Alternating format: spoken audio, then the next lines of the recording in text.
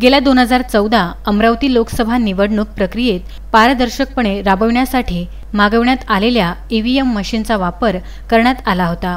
तेव्हापासून 1350 EVM machine जिल्हाधिकारी हद्दीत सुरक्षेमध्ये ठेवण्यात आल्या होत्या। मात्र त्या सर्व मशीन कालबाह्य झाल्याने परत तिरुपतीला पाठवण्याची तयारी प्रशासनाने केली आहे। एसटी महामंडळाच्या 15 मालवाहू वाहनात सर्व ईव्हीएम मशीन जमा करून 10 सप्टेंबरला पाठवण्यात आल्या आहेत। प्रत्येक वाहनामागे 96,000 रुपये थेट एसटी महामंडळाला मिळणार आहे। यामध्ये 15 वाहनपोटी 14,50,000ची रक्कम एसटी महामंडळाच्या तिजोरीत जमा होणार आहे।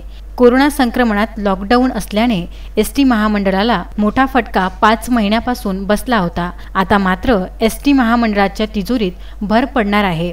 15 मालवाहू एसटी मध्ये मशीन ठेवून जिल्हाधिकारी शैलेश नवाल यांच्या मार्गदर्शनात उपजिल्हाधिकारी नायब तहसीलदार यांनी स्वतः तपासणी करून सर्व बसेस रवाना केल्या आहेत।